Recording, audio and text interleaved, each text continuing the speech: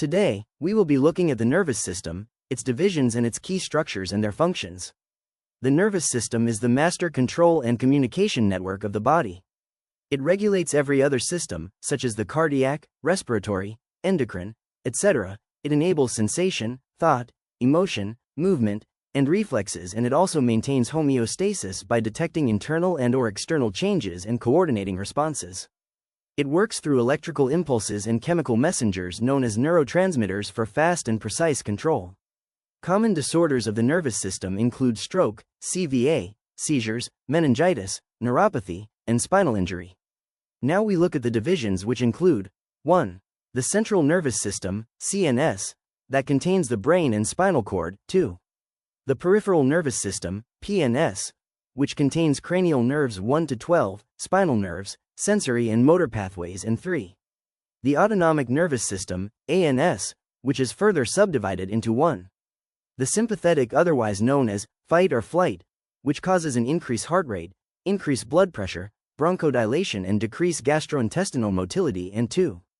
The parasympathetic, otherwise known as rest and digest, which decrease heart rate, increase gastrointestinal motility, and pupillary constriction.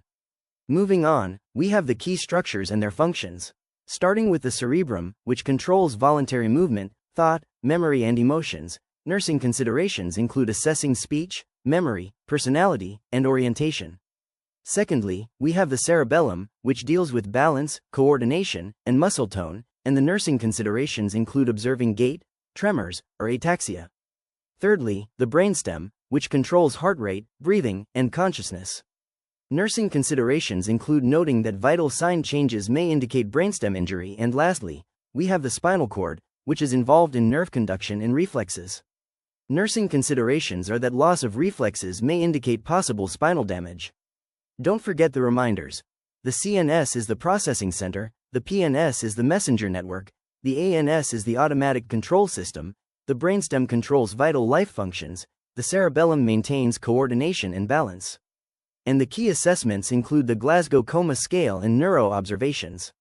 Now that was a quick little crash course. Now, we're going to take a closer look at the divisions of the nervous system. Let's start with the central nervous system, or CNS. The CNS is made up of the brain and the spinal cord. Beginning with the brain, it consists of 3 main parts: the cerebrum, the cerebellum, and the brainstem. The cerebrum controls thought, reasoning, speech, voluntary movement, and personality. It's divided into 4 lobes. 1. The frontal lobe, responsible for motor control, speech production through Broca's area, judgment, and personality. 2. The parietal lobe, which processes sensation and spatial awareness. 3. The temporal lobe, which manages hearing, memory, and language comprehension via Wernicke's area. 4. And the occipital lobe, which controls vision. The cerebellum maintains balance, coordination, and fine motor control, helping movements stay smooth and precise. The brainstem is the body's vital control center. It regulates heart rate, breathing, blood pressure, and reflexes like coughing and swallowing. It includes the midbrain, pons, and medulla oblongata. It's important to note that medications can affect the CNS. For example, opioids depress CNS activity, causing sedation, drowsiness, and decreased respiratory drive. They also suppress the cough reflex in the medulla.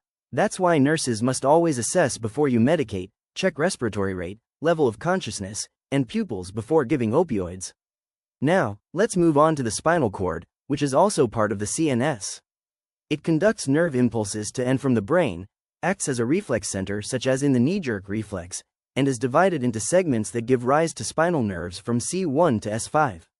Next, we have the peripheral nervous system, or PNS. The PNS consists of 12 pairs of cranial nerves and 31 pairs of spinal nerves that connect the CNS to the rest of the body.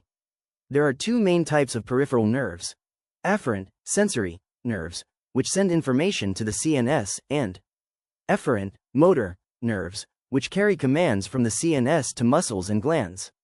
Some cranial and spinal nerves are mixed, meaning they have both sensory and motor fibers. For example, facial nerve palsy affects both, causing facial weakness and loss of taste on the affected side. Finally, the autonomic nervous system, or ANS, controls involuntary body functions like heart rate, digestion, and respiration. It has 2 subdivisions. 1.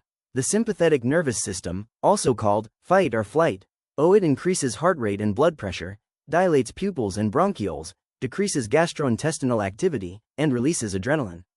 2. The parasympathetic nervous system, known as rest and digest. It slows the heart rate and blood pressure, constricts pupils, stimulates digestion and urination, and promotes relaxation and energy restoration. Some drugs influence the ANS as well. For example, atropine blocks parasympathetic activity, increasing heart rate.